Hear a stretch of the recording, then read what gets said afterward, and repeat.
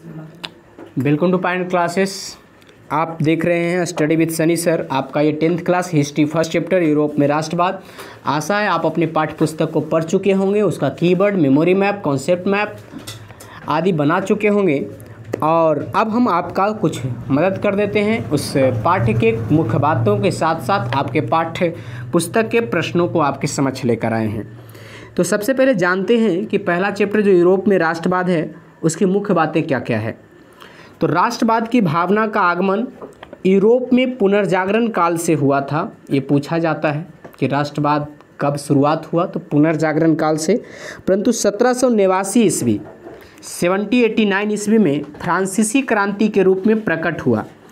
राष्ट्रवाद ऐसी भावना है जो एक ही सांस्कृतिक, भौगोलिक एवं सामाजिक परिवेश में रहने वाले व्यक्तियों द्वारा सामूहिक रूप से राजनीतिक जागृति को जन्म देता है।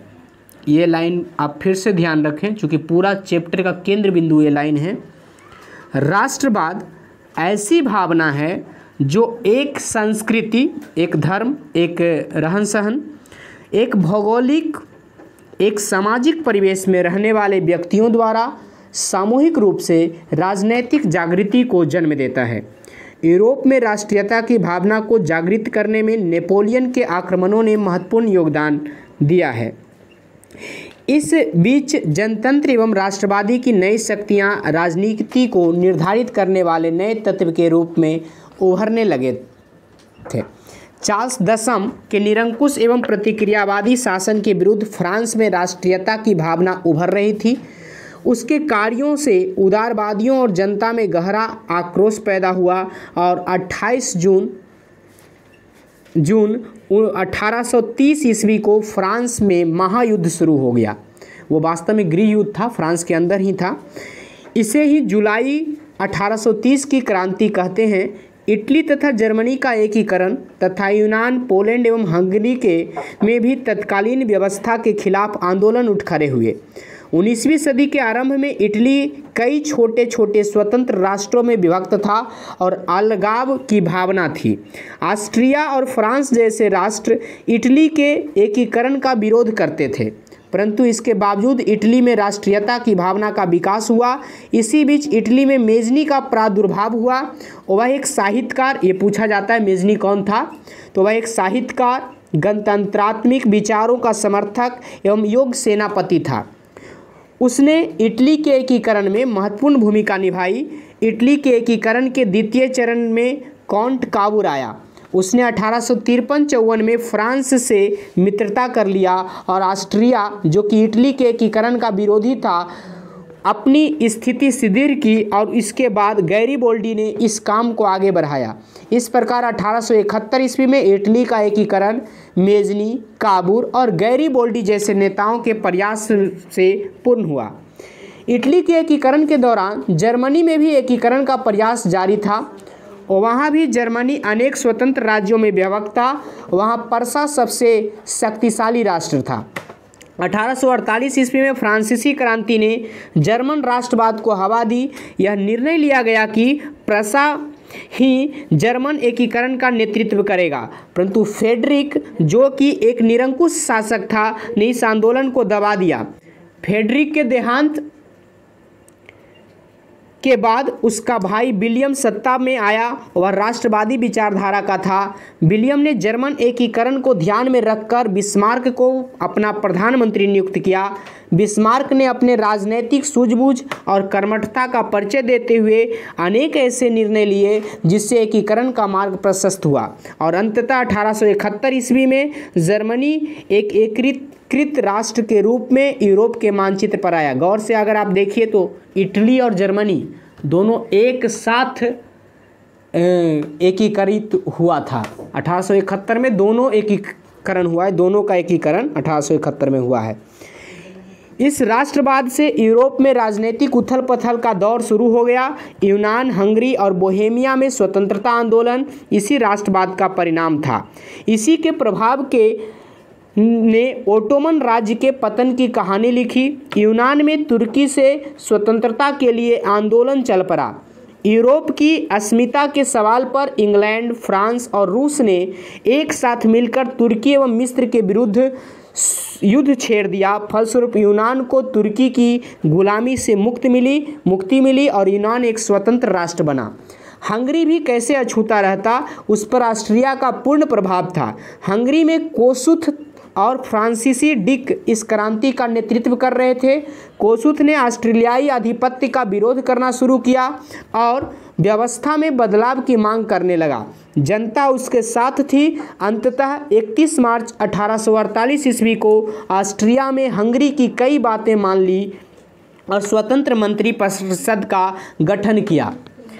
प्रेस की स्वतंत्रता दी और राष्ट्रीय सुरक्षा सेना की स्थापना की गई। सामंती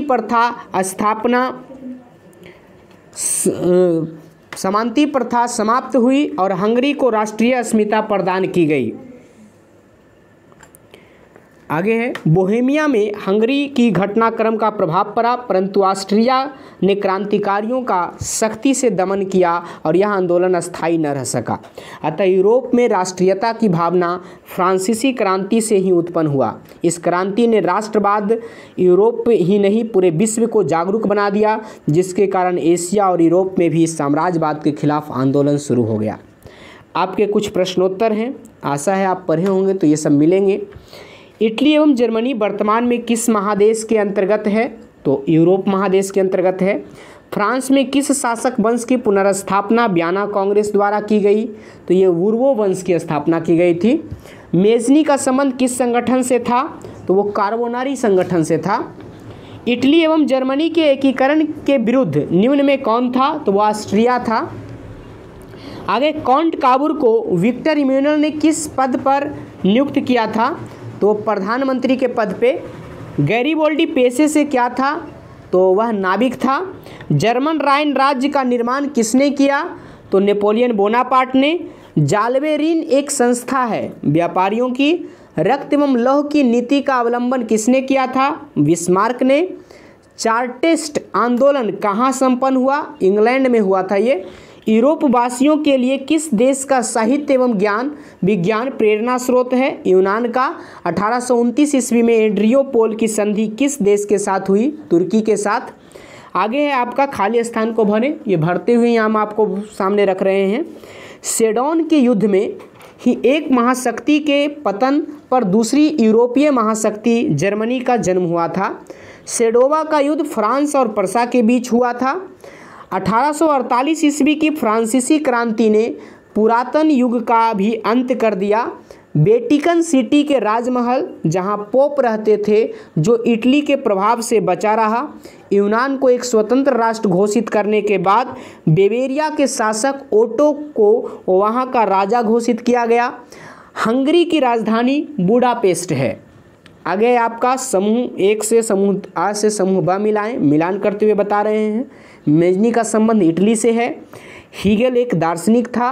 बिस्मार्क जर्मन चांसलर था तथा विक्टर इमैनुअल एक राजनीतिक था।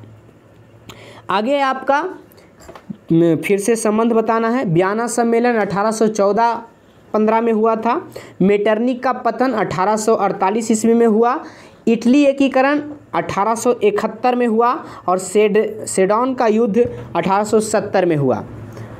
आगे कोसुथ का संबंध हंगरियन राष्ट्रवादी नेता था। एड्रियापोल की संधि 1829 में हुई। यूनान की स्वतंत्रता 1832 में मिली और पोलैंड में आंदोलन 1863 में हुआ। आपके कुछ लघुतरीय अति लघुतरीय प्रश्न जो पूछे जाते हैं 2 मार्क्स में, तो आप इसके आंसर पहला है राष्ट्रवाद क्या है? तो आप इसके उत्तर लिखिएगा कि किसी विशेष भौगोलिक, सांस्कृतिक या सामाजिक परिवेश में रहने वाले लोगों में उत्पन्न होने वाली राजनीतिक चेतना या जागृति को ही राष्ट्रवाद कहते हैं। मेजनी कौन था? तो आप उत्तर लिखिएगा मेजनी इटली का एक साहित्यकार, गणतांत्रिक विचारों का समर्थक और योग्य सेनापति था। वह संपूर्ण इटली का एकीकरण करना चाहता था। आगे, जर्मनी के एकीकरण की बाधाएं क्या थी? तो आप उत्तर लिखिएगा जर्मनी करीब 300 छोटे राज्यों में विखंडित था और उनमें राजनीतिक, सामाजिक तथा धार्मिक विषमताएं थी। राष्ट्रवाद की भावना की भी कमी थी। आगे मेटरनिक युग क्या है? मेटरनिक ऑस्ट्रिया का चांसलर था। इसके शासनकाल को मेटरनिक युग कहा जाता है। इसने इटली के एकीकरण का विरोध किया था। इसका शासनकाल 1830 से 1848 तक माना जाता है। आगे लघु उत्तरीय प्रश्न, जिसका आपको लगभग 60 शब्दों में उत्तर देना रहता है। तो आपका प्रश्न है 1848 के फ्रांसीसी क्रांति के कारण क्या थे? तो आप उत्तर लिखिएगा 1848 ईस्वी का फ्रांसीसी क्रांति शासक वर्ग की निरंकुशता और अभिजात वर्ग की तानाशाही का परिणाम था। फ्रांसीसी जनता पर पुरातनपंथी विचार एवं प्रतिक्रियावादी विचारों को थोपने का प्रयास किया गया। फलस्वरूप मध्यम वर्ग, जिसमें कि राष्ट्रीयता की भावना जागृत हो चुकी थी, ने इसका विरोध किया और इस विरोध ने 1848 ईस्वी में एक आंदोलन का रूप ले लिया, जिसे हम 1848 ईस्वी का क्रांति कहते हैं, जिसके दूरगामी परिणाम हुए। आगे इटली जर्मनी के एकीकरण में ऑस्ट्रिया की भूमिका क्या थी? तो आप उत्तर लिखेंगे इटली और जर्मनी के एकीकरण में ऑस्ट्रिया की भूमिका रचनात्मक नहीं थी। ऑस्ट्रिया इटली के एकीकरण का विरोधी था और प्रत्यक्ष हस्तक्षेप से भी नहीं चूकता था। ऑस्ट्रिया के चांसलर मेटरनिक ने इटली के राष्ट्रवादी आंदोलनों को दबा लिया। जर्मनी एकीकरण में इटली और ऑस्ट्रिया के बीच युद्ध हुआ तथा ऑस्ट्रिया ने 1866 ईस्वी में प्रसा के साथ भी युद्ध छेड़ दिया। इस प्रकार दोनों तरफ से युद्ध में फंसकर ऑस्ट्रिया की पराजय हुई और इस तरह जर्मनी के एकीकरण का मार्ग प्रशस्त हुआ। अगला प्रश्न है आपका, यूरोप में राष्ट्रवाद फैलाने में नेपोलियन बोनापार्ट किस तरह सहायक हुआ था? तो आप उत्तर लिखिएगा कि यूरोप में राष्ट्रवाद फैलाने में नेपोलियन बोनापार्ट का अहम रोल था। जर्मनी में राष्ट्रवाद की भावना का घोर अभाव था, जिसके कारण एकीकरण का मुद्दा नागरिकों के समक्ष नहीं था। वस्तुतः जर्मनी एकीकरण की पृष्ठभूमि का निर्माण का श्रेय नेपोलियन बोनापार्ट को ही जाता है। इस प्रकार जर्मनी में राष्ट्रवाद के उदय के बाद हंगरी, यूनान, पोलैंड में राष्ट्रीयता की भावना का उदय हुआ और मूर्त रूप में यूरोपीय राज्यों में एकीकरण के रूप में सामने आया। आगे गैरीबोल्डी के कार्यों की चर्चा करें तो आप उत्तर लिखिएगा गैरीबोल्डी एक राष्ट्रीय नेता था। उसने अपनी सेना बनाकर वुर्वो राजवंश को हराकर सिसिली तथा नेपल्स में अपनी सत्ता स्थापित की। गैरीबोल्डी ने रोम पर आक्रमण करने की योजना बनाई, लेकिन काबुल से भेंट होने पर इस योजना को त्याग दिया। दक्षिणी इटली के शासक बनने का प्रस्ताव भी उसने अस्वीकार कर दिया। गैरीबोल्डी ने अपनी सारी संपत्ति राष्ट्र को सौंप दिया और साधारण किसान की भांति जीवन जीने लगा। इस तरह वह त्याग और बलिदान का प्रतिमूर्ति था। आगे है विलियम प्रथम के बगैर जर्मनी का एकीकरण बिस्मार्क के लिए असंभव था, कैसे? तो आप उत्तर लिखिएगा विलियम प्रथम राष्ट्रवादी विचारों का पोषक था। उसने अनेक सुधार किए और फलस्वरूप जर्मनी में औद्योगिक क्रांति की हवा तेज हो गई। विलियम के प्रयासों से ही जर्मन राष्ट्रीयों को एकता के सूत्र में बांधने का प्रयास तेज हुआ और इस प्रकार विलियम ने राष्ट्रवादी नीतियों और कार्यों के बाद ही बिस्मार्क जर्मनी का एकीकरण करने में सफल हो पाया। आगे आपका है दीर्घ उत्तरीय प्रश्न, जिसका लगभग आपको 150 शब्दों में उत्तर देना होता है। तो आपका प्रश्न है कि इटली के एकीकरण में मेजनी, काबूर तथा गैरीबोल्डी के योगदान को बताएं। ये बहुत इंपॉर्टेंट प्रश्न है, इस चैप्टर का सबसे ज़्यादा बार पूछा जाने वाला ये प्रश्न है। तो आप उत्तर लिखिएगा इटली के एकीकरण में मेजनी, काबूर और गैरीबोल्डी तीनों का महत्वपूर्ण योगदान है। सर्वप्रथम मेजनी ने 1820 में इसके लिए प्रयास शुरू किया और एक गुप्त दल कार्बोनरी का गठन किया, जो राष्ट्रवादियों का दल था और छापामार युद्ध कर एक गणराज की स्थापना करने की कोशिश की। मेजनी को ऑस्ट्रिया के विरोध का सामना करना पड़ा और वह 2 बार ऑस्ट्रिया के शासकों से हार गया और भाग गया, परंतु मेजनी के प्रयासों से इटली में राष्ट्रवादी भावना का उदय हो चुका था। काबूर एक सफल कूटनीतिज्ञ एवं राष्ट्रवादी था। वह इटली के एकीकरण में सबसे बड़ी बाधा ऑस्ट्रिया को मानता था। इसके लिए उसने फ्रांस से हाथ मिलाया और काबूर ने अपने कूटनीति से इटली के एकीकरण को पूरे यूरोप की समस्या बना दिया। काबूल में नेपोलियन तृतीय से भी संधि कर ली। उत्तर और मध्य इटली की जनता काबूल के समर्थन में एकीकरण के लिए प्रयासरत थी और इस प्रकार एक बड़े राज्य के रूप में इटली सामने आया, परंतु काबूल का ध्यान मध्य और इटली के एकीकरण पर था। गैरिबोल्डी महान क्रांतिकारी था, परंतु उसके विचार काबुल से नहीं मिलते थे। उद्देश्य एक होने की वजह से दोनों में समझौता हो गया, परंतु जब तक राष्ट्रवादी चेतना अपने चरम सीमा पर थी, इस प्रकार 1871 ईस्वी में इटली का एकीकरण मेजनी, काबुल तथा गैरिबोल्डी जैसे राष्ट्रवादी नेताओं के योगदान के कारण पूर्ण हुआ। आगे जर्मनी के एकीकरण में बिस्मार्क की भूमिका का वर्णन कीजिए। तो इस चैप्टर का सेकेंड मतलब इम्पॉर्टेंट क्वेश्चन है वो ये है, बिस्मार्क का योगदान। ये ज़बरदस्त बार पूछा जाता है, मतलब इससे दो ही पूछा जाता है, या तो इटली के एकीकरण से पूछा जाएगा या तो जर्मनी के एकीकरण से। कभी कभी बीच में 2-3 मार्क्स के क्वेश्चंस में उठा लेता है 1830 का क्रांति या 1848 का फ्रांस का क्रांति, तो वो सब उठाता है, परंतु ज़्यादा यही दोनों पूछता है। जर्मनी के एकीकरण में बिस्मार्क की भूमिका। तो बिस्मार्क एक सफल कूटनीतिक तथा सेनापति था। जर्मनी डाइट में प्रसा का प्रतिनिधित्व रहते हुए उसने अपनी सफल कूटनीति का परिचय दिया। वह जर्मन एकीकरण में सैन्य शक्ति के महत्व को समझता था, अतः इसके लिए उसने रक्त और लौह की नीति का अवलंबन किया। उसने अपने देश में अनिवार्य सैन्य सेवा लागू कर दिया और बिस्मार्क ने अपनी नीतियों में प्रसा का सुदृढ़ीकरण किया और इस कारण प्रसा उस समय के सबसे मजबूत ऑस्ट्रिया से किसी मामले में कम नहीं था। बिस्मार्क ने इटली से संधि कर ऑस्ट्रिया के खिलाफ युद्ध लड़ा और ऑस्ट्रिया को पराजित किया। इससे ऑस्ट्रिया का जर्मनी क्षेत्रों से प्रभाव खत्म हो गया और जर्मनी एकीकरण का 2/3 कार्य पूरा हो गया। शेष के लिए उसे फ्रांस से युद्ध करना पड़ा और सेडोन की लड़ाई में फ्रांसीसियों की जबरदस्त हार हुई। अंततोगत्वा जर्मनी 1871 ईस्वी में एकीकृत राष्ट्र के रूप में आया। आगे राष्ट्रवाद के उदय के कारणों एवं प्रभाव की चर्चा करें, तो आप उत्तर लिखिएगा कि राष्ट्रवाद एक भावना है जो किसी विशेष भौगोलिक, सांस्कृतिक या सामाजिक परिवेश में रहने वाले लोगों की एकता एवं राजनीतिक जागृति का प्रतिफल है। यूरोप में राष्ट्रवाद के कारण भी यथेष्ट थे और इसके प्रभाव भी युगांतकारी हुए। यूरोप में राष्ट्रवाद को बढ़ावा देने में नेपोलियन के आक्रमणों ने महत्वपूर्ण योगदान दिया। फ्रांसीसी क्रांति ने राजनीति को अभिजात वर्गीय परिवेश से बाहर कर उसे सड़कों और सर्वसाधारण की वस्तु बना दिया। उसके फलस्वरूप प्रतिक्रियावादी एवं सुधारवादी शक्तियों का विकास हुआ और इस बीच शासक वर्ग निरंकुश एवं जन भावनाओं को दबाने वाले थे। इन्हीं सब कारणों की वजह से राष्ट्रवाद का प्रादुर्भाव हुआ और उसका मूर्त रूप यूरोपीय राज्यों के एकीकरण के रूप में आया।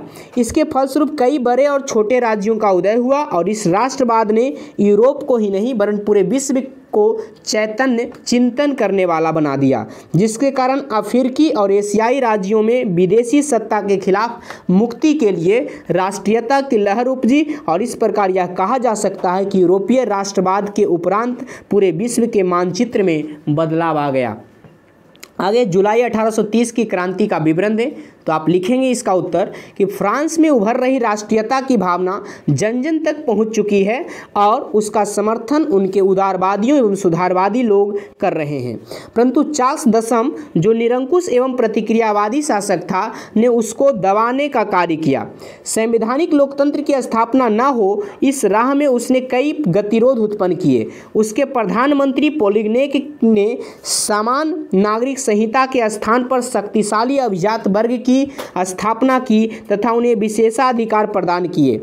उसके इस कार्य से उदारवादियों में पोलिग्नेक के विरुद्ध 28 जुलाई, यहाँ पे थोड़ा सा पलटा हुआ है, 28 जून 1830 ईस्वी को 4 अध्यादेश के द्वारा उदार तत्वों का गला घोट दिया गया। फलस्वरूप फ्रांस में 28 जुलाई 1830 ईस्वी में गृह युद्ध आरंभ हो गया और इसे ही जुलाई 1830 की क्रांति कहते हैं। इसका प्रभाव पूरे यूरोप पर पड़ा और राष्ट्रीयता की भावना का प्रस्फुटन हुआ। उसमें सभी यूरोपीय राष्ट्रों के राजनीतिक एकीकरण, संवैधानिक सुधारों तथा राष्ट्रवाद के विकास का मार्ग प्रशस्त किया। आगे यूनानी स्वतंत्रता आंदोलन का संक्षिप्त विवरण दें। ये पढ़ने के लिए तो है परंतु अभी तक पूछा नहीं है, कभी कभी हो सकता है एक बार पूछा हो। 2018 में ये शायद पूछ दिया था।